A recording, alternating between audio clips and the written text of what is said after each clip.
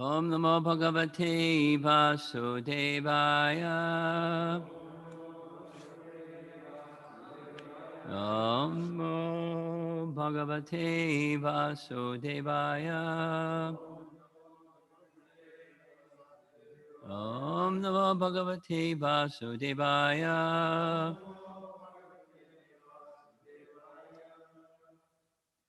This morning we're going to cover two verses, texts 19 and 20 from chapter 9, Uddhava Gita. The topic is Sambandha Gyan, the relationship between the source of everything and everything, or specifically the universe and the living entities within the universe, the time energy, different terminologies describing the clay or the upadan or the ingredients, the malleable ingredients that make up the universe, different nomenclature, prakriti, pradhan, mahatattva, and so forth. It's just simply indicating different states of the material energy in the process of creation. What happens when the time of cosmic annihilation comes, the Lord, by his time potency, withdraws everything. And in that resting condition, living entities and material nature are within him, and all there is him. And the same can be said about during the cosmic manifestation. All now external, it's still just him, that is, the possessor of potencies and the potencies. Text 19, we're going to hear this word sutram explained in a way that we're different. We're not accustomed to hearing sutra or sutram. Sutra we know is a code. That's our understanding. Here it's referring to mahatattva. Sutram, in the word for word, the mahatattva distinguished by the power of action. We heard yesterday, bala, jnana, and kriya. Kriya, action. And the power of action makes mahatattva possible. That is, the glance of the Supreme Lord, investing living entities and the time energy, but it's not just the time energy. There is also kriya shakti. And when kriya shakti, along with time and living entities, agitates pradhan, mahatattva. But they're distinct. They're connected, but they're distinct. That's this first verse. O subduers of the enemy, O subduer of the enemies. That's King Yadu. At the time of creation, the personality of Godhead expands his own potency in the form of time, agitating his material energy, maya, composed of the three modes of material nature. He creates the mahatattva, or sutram. BBT purport. The word kevala is in this verse. Kevala means pure. We heard yesterday also about kevala in kaivalya. Remember? Not yesterday, day before. Kaivalya. Kaivalya, just to refresh, Kaivalya can have different meanings. And two of those different meanings are, it's the name of the Lord because he's absolutely pure, untouched by anything, any contamination. And Kaivalya also indicate the process of connecting with Kaivalya, or the absolute Lord. And Kevala, in simple terms, one of the meanings is pure. So the word Kevala, purport. The word Kevala means, quote, pure, and indicates that the Lord's Kala Shakti, or time potency, is a transcendental energy non-different from his person. The Brahmana addresses King Yadu here as Arindama, subduer of the enemies. This indicates that although the topic of Maya or illusory creation is being discussed, the king need not worry because, as a staunch devotee of the Lord, he is able to subdue the real enemies of life, namely lust, anger, and greed, which make one a prisoner in Maya's kingdom. All of that just by, subduer of the enemies. Arindama. Then comes the word sutram being defined. The word sutram indicates the Mahatattva on which many material creations rest, just like jewels rest on a thread. Oh, brahmachari studiers of Bhagavad Gita, what's that verse in Bhagavad Gita? Mayi sarvamidam protram sutre maniganava. So sutre, the thread, money, the thread upon which jewels rest. So this is another meaning of sutra, is the thread, or Mahatattva, because the Mahatattva is the place upon which many creations rest.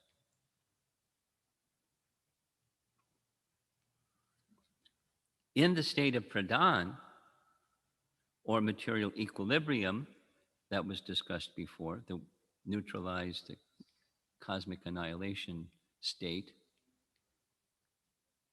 in the state of pradhan, or material equilibrium, the modes of nature do not interact. In the third canto of Srimad Bhagavatam, Lord Kapila explains in his Sankhya teachings that the Supreme Personality Godhead agitates the neutral state of nature, that's pradhan, and thus creation takes place. So how does the agitation of pradhan occur? He just looks at pradhan, that's all it takes. And with his glance, his Rama Devi, his internal potency, conveys to his glance living entities in time, but also Kriya Shakti. In fact, Jnana Bala Kriya, all of them. It's a powerful glance. And that's how the pradhan becomes agitated, and from the neutral state becomes Mahatattva. And Mahatattva is the sutre or sutram, in the word for word, distinguished by the power of action, because before it was dormant. Equilibrium, resting state. The created manifest form of nature in which fruitive activities are stimulated is called the Mahatattva, as indicated in this verse, paragraph. If one tries to renounce the illusory creation of the Lord by taking shelter of impersonal Vedanta philosophy, thus artificially equating the infinite consciousness of the Lord and the infinitesimal consciousness of the conditioned soul, one's analysis will fall far short of reality. The word sva mayam, that's also in the verse, second line, sva mayam, indicates that the illusory potency that covers the conditioned souls is always subordinate to the Lord, whose consciousness is infallible and infinite, and who is always a person. Bhaktisiddhanta's purport. The fully cognizant Supreme Lord is the creator of the conditioned souls and the material world. The infinitesimal conditioned living entities can attain the ultimate goal of life, love of God, by executing practical devotional service under the guidance of a pure devotee. The conception that this material world is false and that the infinitesimal living entities can merge in the infinite Supreme Lord at the time of liberation is not factual. Vishwanath Chakravarti Thakur's commentary. After describing the annihilation, creation is now being described. By his own spiritual energy, the Supreme Lord awakens his material energy, Maya, and agitates her by means of his glance. In this way, he creates the Mahatattva, which consists of the total material ingredients and the power of creation. By the power of his Chit Shakti, he awakens Pradhan, agitating it by his glance, and creates the Mahatattva, Sutram, predominated by Kriya Shakti. One more, very short. This is Jiva Goswami in his Kramasandarbha comments on this verse. By the way, in Kramasandarbha, it's not every verse gets Jiva Goswami's commentary. Some do. Some get really long ones, and some are missing. Here's a short one. O subduer of the enemy. This is a paraphrase of the translation. At the time of creation, the Lord, by the power of his Chit Shakti, agitates Prakriti, made of the gunas, and creates Mahatattva, or Sutra. Establishing his Swarup Shakti, the creation is then described. That was the previous, in that neutral state. Swarup Shakti is there, and the Lord's form manifests that Swarup Shakti, or the Swarup Shakti manifest the Lord's form, or that his bliss and spiritual cognition are eternally existing, even in cosmic annihilation. That's the idea. So now creation. At the time of creation, appearing from the Lord of Vaikuntha, agitating his Maya, that is Pradhan, with the three gunas, the Purusha created Sutra by power of his pure form, Kevalanu Bhavina. Okay, that was 19. And just for variety's sake, here's nice illustration, Shruti's work. O subduer of the enemies, at the time of creation, the personality of Godhead expands his own transcendental potency in the form of time and agitating his material energy, Maya, composed of the three modes of material nature, he creates the Mahatattva. A very colorful painting. That's the glance of Mahavishnu. Now, text 20. And again, it's about the Mahatattva. It refers in the verse to as a pronoun. Tam, or that. So, translation for 20. According to great sages, that which is the basis of the three modes of material nature and which manifests the variegated universe is called Sutra or Mahatattva. Indeed, this universe is resting within that Mahatattva, and due to its potency, the living entity undergoes material existence. In case you wanted to know, why are we undergoing material existence?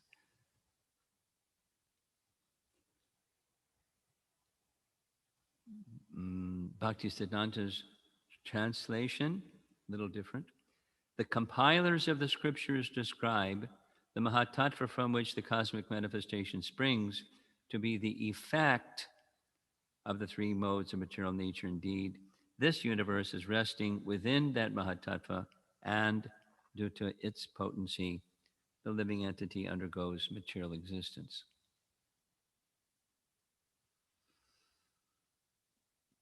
BBT purport. The cosmic manifestation is a reality because it emanates from the supreme reality, the personality of Godhead. The material world, however, is tempered and full of problems. The conditioned soul foolishly tries to become the Lord of this inferior creation, becomes separated from his real friend, the Supreme Lord, in this state. His only business is material sense gratification, and his real knowledge is lost. Bhaktisiddhanta's purport. The material creation is a manifestation of the Lord's external energy, which covers the healthy condition of the living entities who are spiritual by nature and induces them to become masters of the material universe, which is actually under the control of time. By thinking themselves to be the enjoyers of material nature, the insignificant living entities mistakenly imitate the Supreme Lord and thus create the misfortune of wandering within the conditioned state of material existence under the control of perverted desires. Undivided devotional service to the Supreme Lord is real liberation. Paragraph. As soon as one is separated from the Lord's service, due to the influence of Maya, one tries to become the master. This is the actual fault of the living entities, not Krishna's fault, in this material world, and it results from their aversion to the service of the Lord. And Vishwanath Chakravarti Thakur's commentary.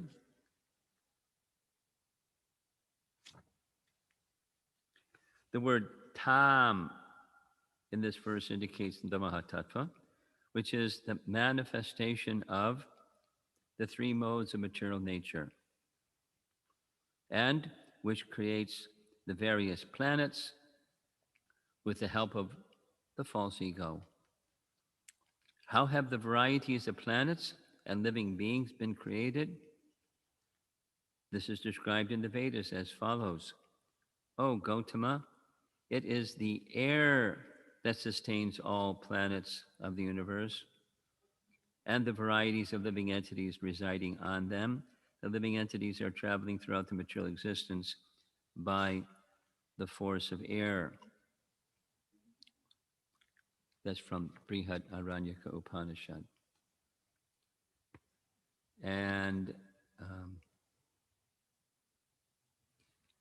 going to read something further. That's okay.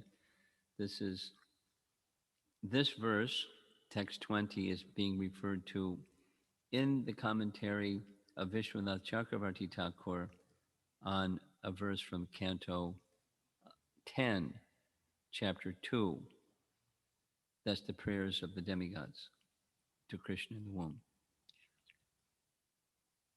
So the prayer goes, know that the soul by which the body is pervaded is indestructible. No one can destroy that which is indestructible. Unquote.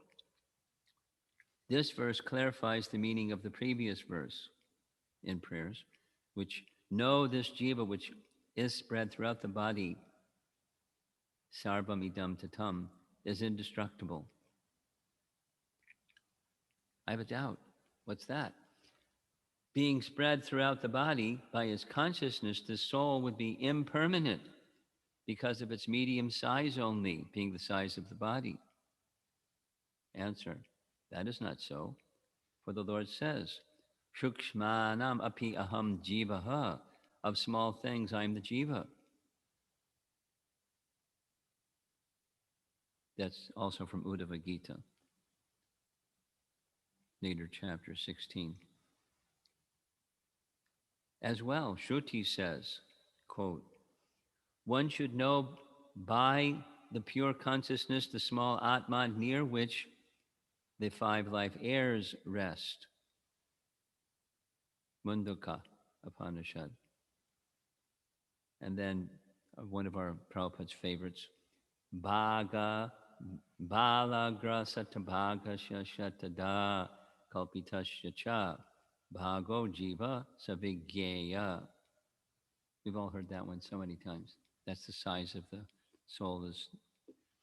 One should know that the jiva is the size of 1/10,000th the tip of a hair, Svetashvatara. And again in Svetashvatara, the inferior soul is seen to be the size of the tip of a spoke. Not often quoted by Prabhupada, but Vishwanath is. By these statements of Shruti, we understand that the jiva is very small. It has the power to spread itself throughout the whole body, just as pulverized gems or herbs, when applied to the head, have the power to spread their nourishing influence throughout the whole body. There is nothing contradictory in being small and pervading the body. Pretty good, huh?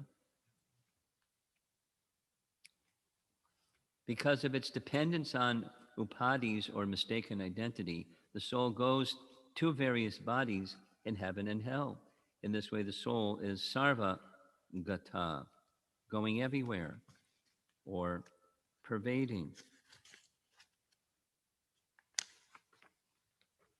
everywhere.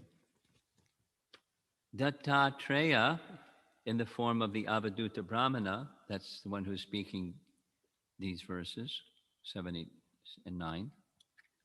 Dattatreya, in the form of the Avadhuta Brahmana, says how the jiva, taking shelter of the Mahatattva at the beginning of creation, goes to different bodies. Hey, it's our verse for the morning.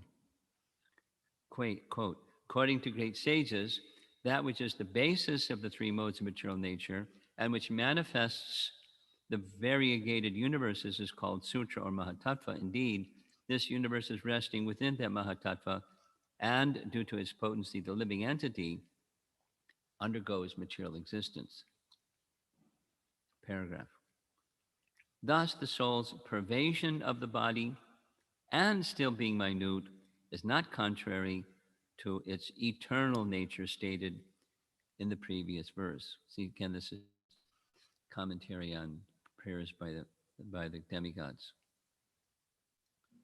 The soul is eternal, it is minute and pervasive at the same time. Therefore, the word avya yasya is used in this. It refers to the soul being eternal or nitya. No one can destroy the eternal soul. As the Shruti says, same thing. Nityo nitya etananam eko bahunam yo vidadati kaman. The whole thing is quoted. Here's translation. The Lord is the chief eternal amongst all eternals or souls. He is the chief conscious entity among all conscious entities. He is the one person who fulfills the needs of all others.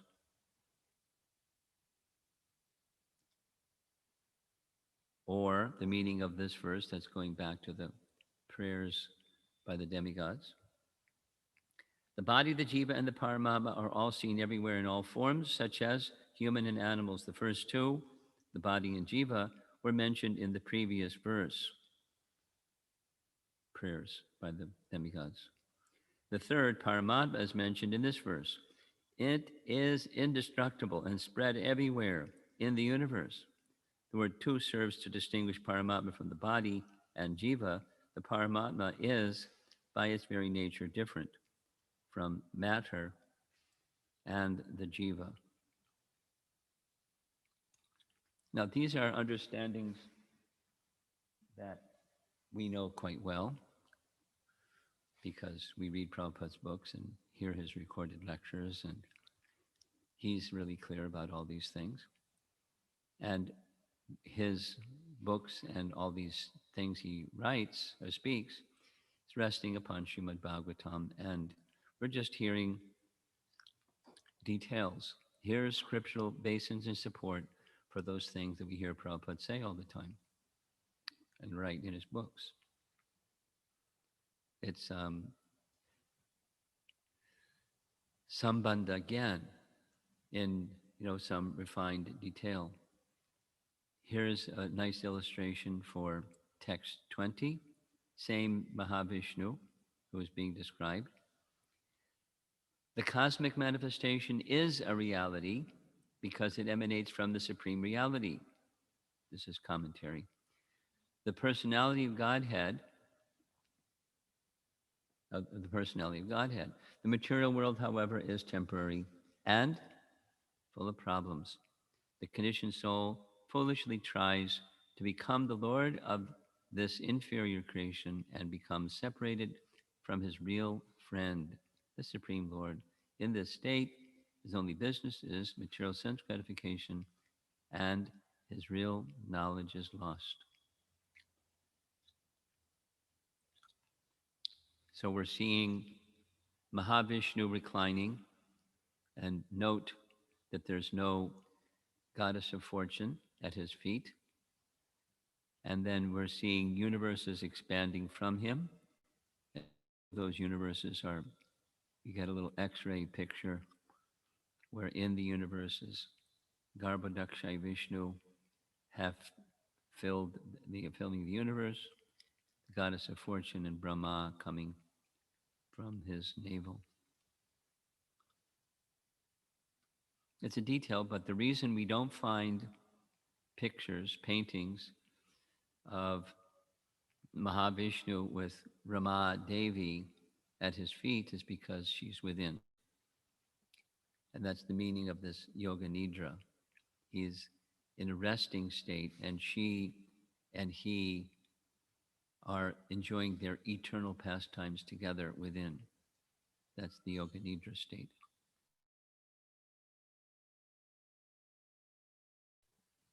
Um, just a quick review, repeating some of the earlier points. This more sophisticated description of the details of creation. Um, it's covered earlier in the Bhagavatam. It's not something new. It's, what's in the Bhagavatam is an expanded version of what's in Bhagavad Gita. Aham sarvasya prabhavo, matak sarvam pravartate, etc. Krishna is the source of everything. Okay, great. Now, please tell us some more about how he's the source of everything. So this is telling us more. And it's details and details, maybe more than we really feel we need to know. But it's how the whole process works. I remember Sadhaputta sharing with me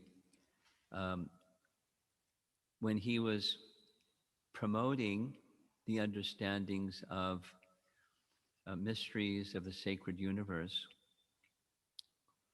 I asked him, why don't you go and make this presentation in colleges? Because I'm doing it.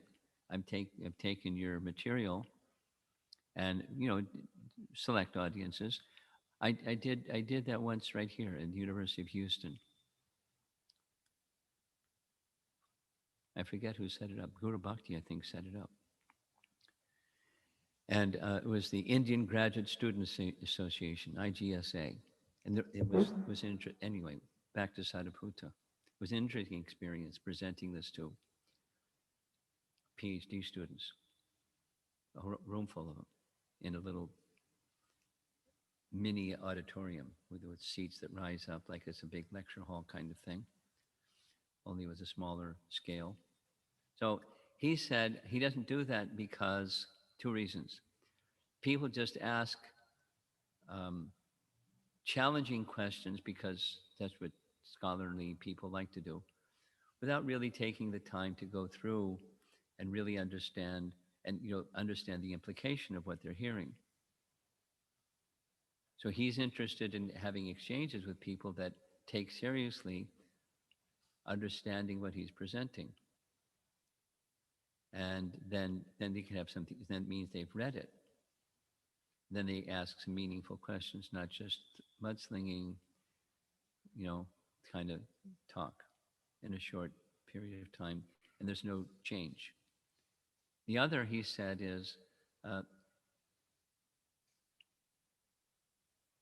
the evangelical Christian group tried doing something like that previously, saying, creationism to scientists. And when the scientists would ask probing questions, they didn't have anything to fall back on. It was just, faith. God said, and therefore it's true, which is true. God said, and the world was created in 7 days, and Adam and Eve, and the whole, everything is that, no basis in support.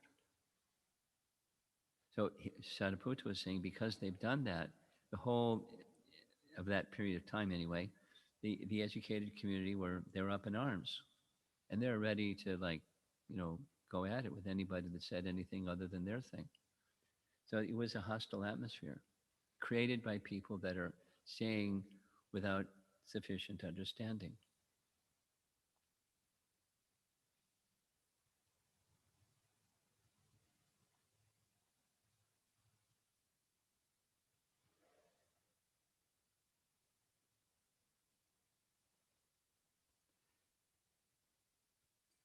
Even amongst the devotees who have very carefully studied this topic of creation and Sankhya and the relationship between the Lord and cycles of time and so many things,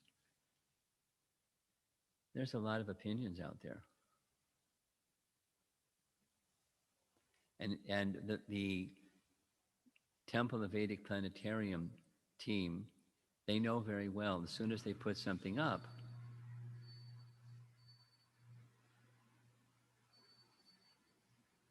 Shri Shri Radha Neela Madhava Ki Jai, and start to explain it, there's going to be a lot of people that have something to say about it. They know that.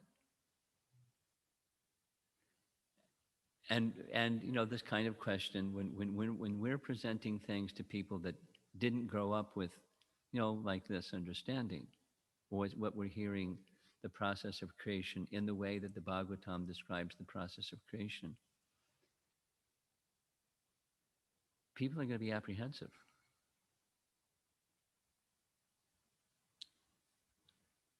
Um, so what to speak of our devotee youth, or the college educated young people that come to Krishna consciousness, and it's they're used to hearing something else. So there's a few devotees that I know that are working on a curriculum for teenagers, Hare Krishna teenagers, that says science and the Vedas in different areas. This is one of them. How does it all happen? Because there's the Bible picture, there's the science picture, and then there's the Vedic picture. So what is science says this? What does the Vedas have to say about this?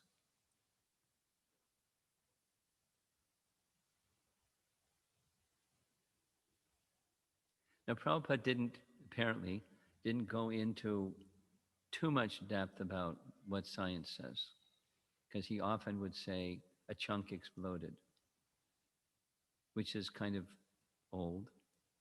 But people get the idea, even if he doesn't go into the details of what modern scientists say.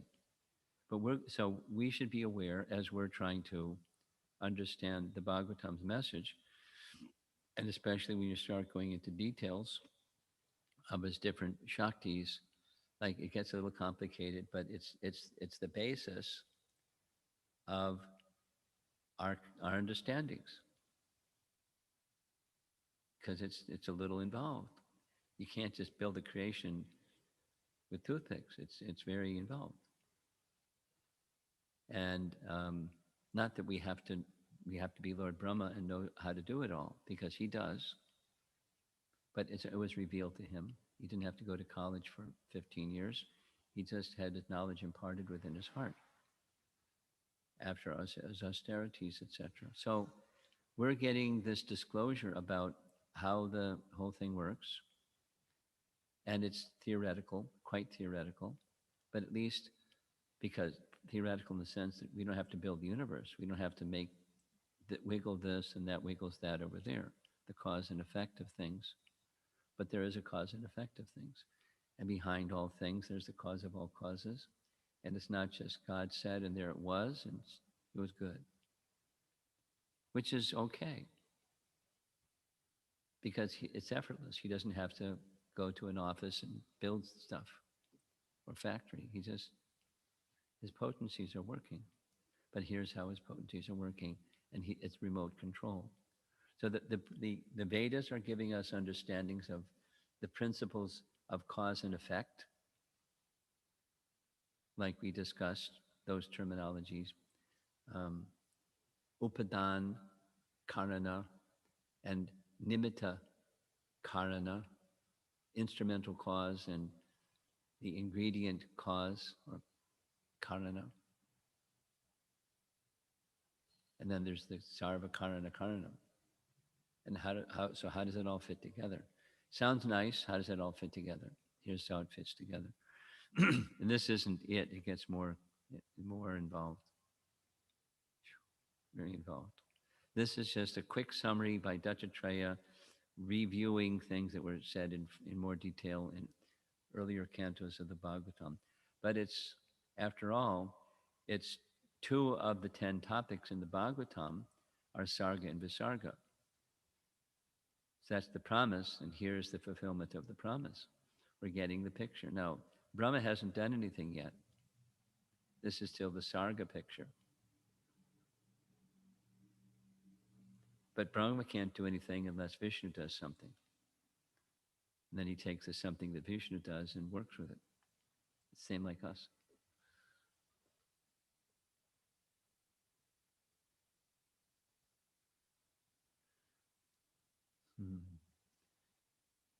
Just a little anecdotal sharing. There's a young devotee in his first year of undergraduate study and trying to sort out the path of his career and the plan and what's the target at the path. So this and that, very reflective about the ideas he's had growing up. And one of the emerging features or threads in the whole picture for him is, I like to create things. So if you like to create things, it really helps if you fix your mind on the original creator, because then you'll have the capacity to remain in Krishna consciousness as you're creating things, because otherwise you can get lost in thinking you're the creator and then get burned, because kamesha, krodesha, rajoguna samudbhava. And it's not easy to be involved with worldly things, creating or anything, where you're being mindful of Krishna. So this Bhagavatam certainly helps. Once again, the whole picture, this is conclusion. The whole picture is Uddhava's at the feet of Krishna, wanting to understand from Krishna how to always and clearly understand Krishna at all times, which is blocked by attachment. It's very relevant. The question, it's the circumstance is different in our life, but the principle is very appropriate, wherever we're coming from, whatever culture, language, and age, and this and that. The principle is very relevant.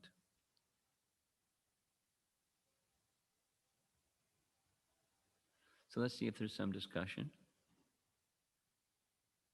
We have a portable microphone, right? Oh, great.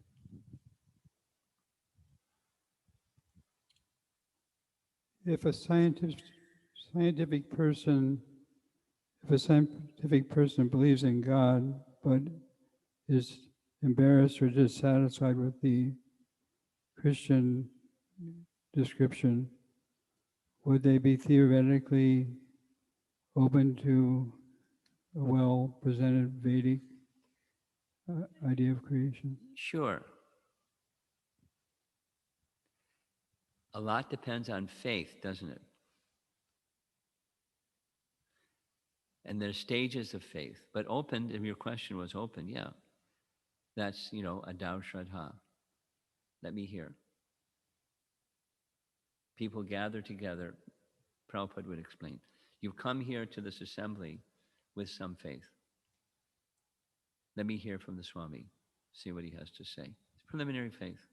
I'm not buying into what Swami says, Prabhupada, but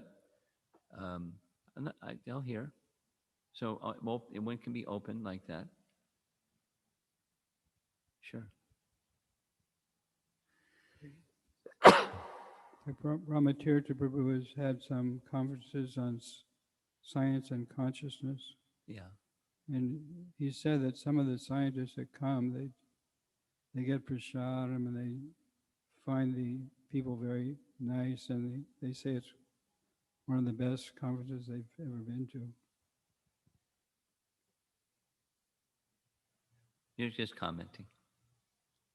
Yeah. There's strategies in helping the scientific community feel more open, not necessarily to buy in and start teaching it in their classroom, but at least to be open. And how, this I learned from Sadaputa and Rabindra, that how intellectuals regard things, it impacts the whole society. The structure of our ashram is, broken, but it still exists. And how intellectuals are understanding things filters down into society in so many different ways. And for that reason, Prabhupada was interested in reaching the intellectuals, the Brahmins and the Kshatriyas. And as much as the Brahmanas can understand, to whatever degree they can understand that which is of a transcendental source, it has an impact upon the whole society. Indirectly, it filters down. There's examples of that without going into detail.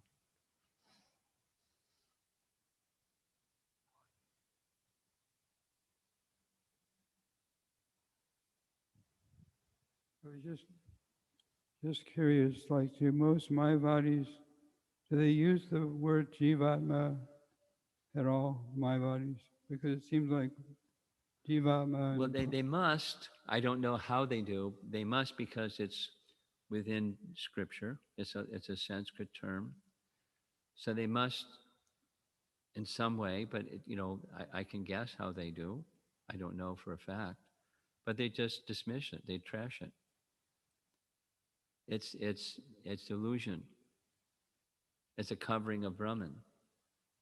What you sentimentalists think of as something, it's just one of the features of illusion covering Brahman. Just goes into the same, receptacle, trash can, and you trash it.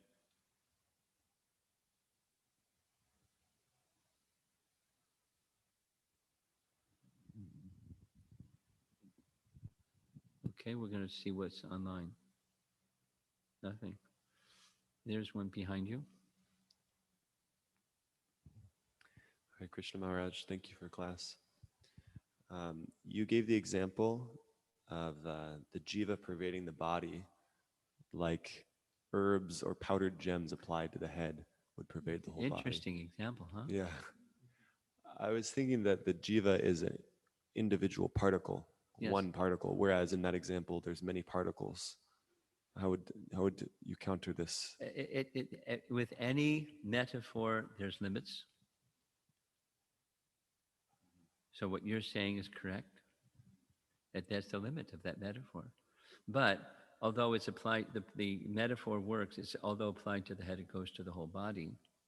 From the head, it goes to the whole body. So similarly, the soul, tiny, but it pervades. Although it's tiny, it's simultaneously tiny and pervasive. So the little particles applied to the head affect the whole body. That's the comparison. That's all. Thoughtful question. Okay, Srila Prabhupada Ki Jai. Where's one question? Just sent, okay. Uttam Bhakta, right? Yes. Uh, Question from Uttama Bhakta Prabhu. The Vedas plus other scriptures have a different set of knowledge regarding the universe and material elements compared to modern science. yes, As devotees, our faith should naturally be invested in Vedic knowledge. Is that correct? I would hope so. Now, it doesn't mean, this is important, it doesn't mean we just trash science and throw it in the garbage. There's, there's, there's something to be valued, recognizing imperfect senses and cheating propensity and making mistakes and all that. There's something to be valued in what science, the view of science. We just don't altogether put it in a garbage can. I mean, that's a,